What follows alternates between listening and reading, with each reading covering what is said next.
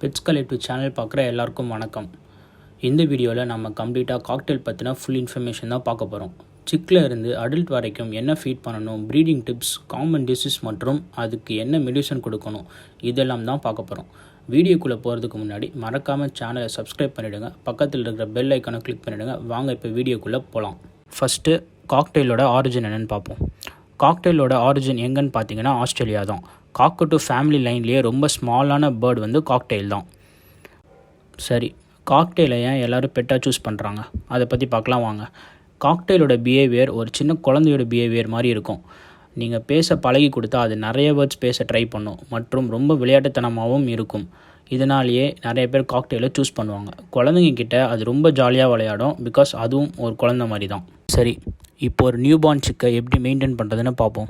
Newborn சிக்கை maintain பண்ணுறது கஷ்டம்னு சொல்ல முடியாதுங்க. ஏன்னா அந்த வேலையெல்லாம் பேரண்ட் பறவையே பார்த்துக்கும். நீங்கள் எப்பயும் வைக்கிறத விட கொஞ்சம் எக்ஸ்ட்ராவாக ஃபீட் வச்சாலே போதும், சிக்கை அதுவே பார்த்துக்கும். 25 days அப்புறம் ஹேண்ட் டைம் பண்ணணும்னு நினச்சா நீங்கள் பேரண்ட் கிட்டேருந்து செப்பரேட் பண்ணி அதுக்கு நீங்களே ஃபீட் பண்ணலாம். 3 years கேப்பில் நீங்கள் ஃபீட் கொடுத்துட்டே இருக்கணும். அப்படி இல்லைனா சிக் இறக்க கூட வாய்ப்பு இருக்குது. காலையில் 8 மணிக்கு ஒரு வாட்டி ஃபீட் தரீங்கன்னா அடுத்த 3 hour 11 மணிக்கு நீங்கள் அடுத்த ஃபீட் கொடுக்கணும். அடுத்த 3 hour 2 o'clock நீங்கள் ஒரு வாட்டி ஃபீட் கொடுக்கணும். அப்படி உங்களுக்கு கொடுக்க டைம் இல்லைனா அது நீங்கள் வந்து பேரண்ட்கிட்டே விட்டுடலாம், அதுவே எல்லாத்தையும் பார்த்துக்கும். என்ன பேரண்ட் கொஞ்சம் எக்ஸ்ட்ராவாக ஃபீட் வைக்கணும், பிகாஸ் பேரண்ட்டும் ஃபீட் பண்ணணும், சிக்ஸுக்கும் அது ஃபீட் கொடுக்கணும். அதனால் நீங்கள் கொஞ்சம் எப்பயும் வைக்கிறத விட கொஞ்சம் எக்ஸ்ட்ராவாக ஃபீட் வச்சாலே போதும்.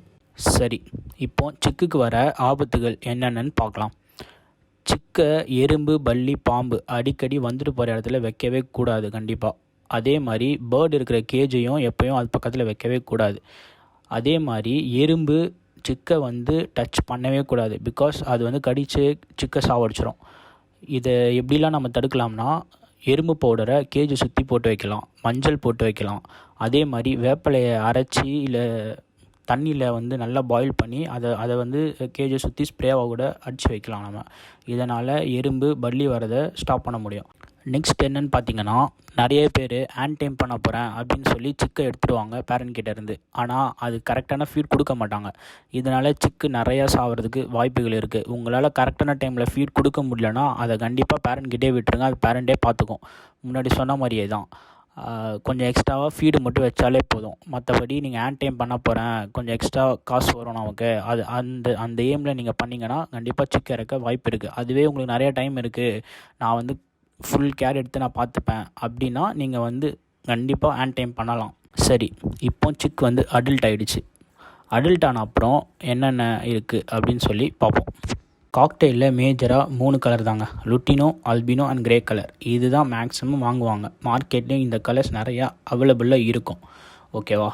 அண்ட் காக்டெயிலில் நிறைய மியூட்டேஷன்ஸ் இருக்குது. இதில் முக்கியமான 2 மியூட்டேஷன் என்னென்னா, ரெட் ஐ மியூட்டேஷன், பிளாக் ஐ மியூட்டேஷன். இதுக்கும் அதுக்கும் என்ன டிஃப்ரென்ஸ்னால், பிளாக் ஐ மியூட்டேஷன் நிறைய எக்ஸ் லே பண்ணும் அண்ட் நிறைய எக்கை காப்பாற்றி கொடுக்கும் நமக்கு. பட் இது கூட கம்பேர் பண்ணால் ரெட் ஐ வந்து கம்மியான எக்ஸ் தான் லே பண்ணும். ஒரு 5 எக் 4 எக் அது மாதிரி லே பண்ணுதுன்னா அதில் 3 2 தான் பொரிக்கும். இதுதாங்க டிஃப்ரென்ஸ். சரி, இப்போ காக்டெயிலுக்கு என்னென்ன ஃபுட்டுலாம் கொடுக்கலாம் அதை பற்றி பார்ப்போம். காக்டெயிலு எல்லா வகையான ஃப்ரூட்ஸ், வெஜிடபிள் எல்லாத்தையுமே சாப்பிடும். வாரத்தில் ஒரு வாட்டி எக்கு கூட கொடுக்கலாம். சீட் மிக்ஸ் பண்ணுறீங்கன்னா சன்ஃப்ளவர் சீட், குதிரைவாளி, சம்மர் டைமில் பனிவிறகு, இதை மாதிரி சீட்ஸ் எல்லாம் நம்ம மிக்ஸ் பண்ணி கொடுக்கலாம். பனிவிறகு சம்மர் டைமில் கொடுக்கறது ரொம்ப ரொம்ப நல்லது. இதை மாதிரி எல்லா வகையான சீட் மிக்ஸும் நீங்கள் கொடுக்கலாம். ஹெல்த்தியான ஃபுட் எதுவாக இருந்தாலும் கொடுக்கலாம். ஃப்ரூட்ஸில் கொய்யாக்கா, ஆப்பிள், மாதுளப்பழம் எல்லாமே கொடுக்கலாம். பட் ஆனால் ரொம்ப நிறையா கொடுக்காதீங்க, பிகாஸ் நிறையா ஸ்பாயில் பண்ணிவிடும். அதனால் கொஞ்சம் கம்மியான அளவே கொடுங்க.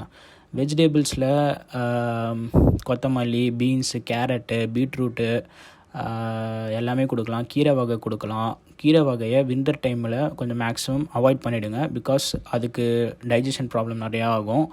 அதனால் வின்டர் டைமில் மட்டும் கீரை கொடுக்கறத கொஞ்சம் லைட்டாக அவாய்ட் பண்ணிடுங்க, அவ்வளோதான். இப்போ காக்டெயிலோட மெயின்டெனன்ஸ் என்னென்னு பார்க்கலாம். காக்டெயிலுக்கு முக்கியமான மெயின்டெனன்ஸ் என்னென்னு பார்த்தீங்கன்னா, அது இருக்கிற இடம் ரொம்ப க்ளீனாக இருக்கணும். கேஜை எப்போயும் ரொம்ப க்ளீனாக வச்சுக்கோங்க. அதுவே பேர்டை வந்து ஹெல்த்தியாகவும் நல்ல ஆரோக்கியமாகவும் வச்சுக்கும்.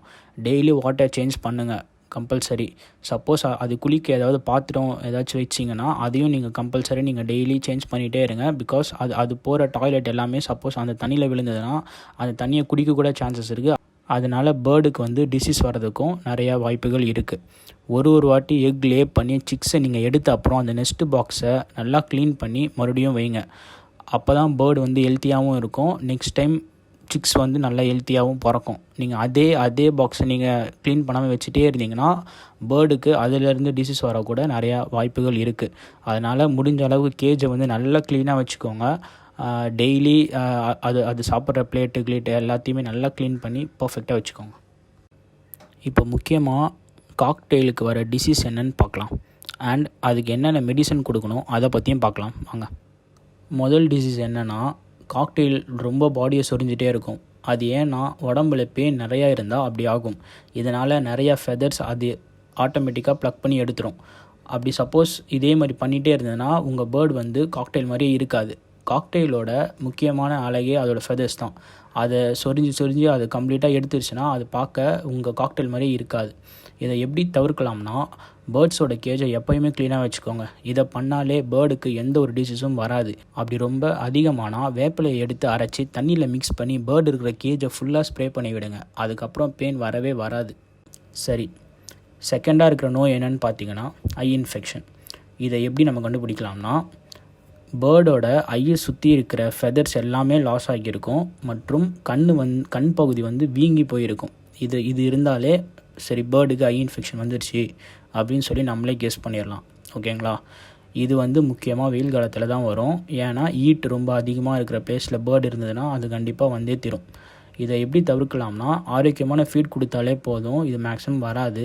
இதை மீறியும் உங்கள் பேர்டுக்கு இந்த ஐ இன்ஃபெக்ஷன் வந்ததுன்னா கடையில் சிப்லாக்ஸ் அப்படின்னு சொல்லி ஒரு ட்ராப்ஸ் இருக்கும். அந்த ட்ராப்ஸை வாங்கி பேர்டுக்கு ஊற்றினாலே கண்டினியூவாக ஒரு 3 days ஊற்றுங்க. எந்த ஐயில் இன்ஃபெக்ஷன் இருக்கோ அந்த ஐயில் ஊற்றினாலே போதும். ஒரு 3 to 4 daysலேயே ஐ இன்ஃபெக்ஷன் குணமாயிடும். அவ்வளோதான். சரி, இதெல்லாம் இல்லாமல் பேர்டுக்கு வேறு என்ன மெடிசன்ஸ் கொடுக்கலாம் அதை பற்றி பார்க்கலாம் வாங்க.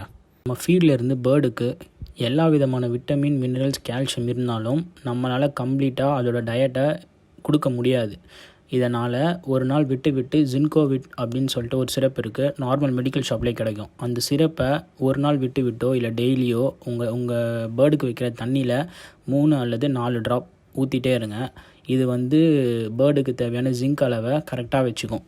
அதே மாதிரி 15 நாளைக்கு ஒரு வாட்டி விமரால் அப்படின்னு சொல்லிட்டு ஒரு சிரப் இருக்குது. இது வந்து பெட் ஷாப்பில் இருக்கும். ஓகேங்களா? இந்த சிரப் வந்து ஆன்டிபயோட்டிக் சிரப் மாதிரி பேர்ட்ஸ்க்கு ரொம்ப யூஸ்ஃபுல்லாக இருக்கும். அதுக்கு வரப்போகிற நோயை இந்த சிரப் நீங்கள் 15 daysக்கு ஒரு வாட்டி கொடுத்தீங்கன்னா அது வந்து ஸ்டாப் பண்ணி ஆன்டிபயோட்டிக்காக ஒர்க் ஆகும். அதனால் இந்த சிரப்பை 15 நாளைக்கு ஒரு வாட்டி இல்லை 20 நாளைக்கு ஒரு வாட்டி உங்கள் பேர்டுக்கு வைக்கிற வாட்டரில் 3 அல்லது 4 ட்ராப் ஆட் பண்ணி கொடுங்க. பட் ஆனால் எப்பயும் இதை மாதிரி சிரப் ஏதாச்சும் கொடுக்குறீங்கன்னா அதை வந்து ஒரு 6 hours மாற்றிடுங்க அந்த தண்ணியை. பிகாஸ் அது ரொம்ப நேரம் இருந்ததுன்னா அந்த தண்ணி வந்து விஷமாக மாறக்கூட வாய்ப்பு கூட இருக்குது. சரி, காக்டெயில் பற்றின சில காமனான இன்ஃபர்மேஷனாக இப்போ நான் ஷேர் பண்ணுறேன். காக்டெயிலோட லைஃப் ஸ்பேன் எவ்வளோனா 15 to 16 years அது கண்டிப்பாக வாழும். நீங்கள் நல்ல ஆரோக்கியமான டயட் கொடுத்தா அது 15 அல்லது 16 வருஷம் கூட வாழும் கண்டிப்பாக. காக்டெயிலோட மேக்ஸிமம் சைஸ் வந்து 12 inchesலேருந்து 15 inches வரையும் கன்ஃபார்மாக வளரும். இதோட வெயிட் வந்து 170 கிராம்லேருந்து 180 கிராம் வரைக்கும் ஒரு அடல்ட்டோட வெயிட் இருக்கும். அப்படி இருந்தால் அது வந்து நல்ல ஆரோக்கியமான அடல்ட். அப்படி இல்லைன்னா சம்திங் அந்த பேர்டுக்கு ஏதாச்சும் டிசீஸோ இல்லை வேறு ஏதாச்சும் ப்ராப்ளம் கூட இருக்கலாம். இதே மாதிரி அடுத்தடுத்த வீடியோவில் ஒரு பெட் அல்லது ஒரு பேர்டை பற்றின இன்ஃபர்மேஷனை நான் சொல்கிறேன். அது வரையும் வெயிட் பண்ணுங்கள். பை.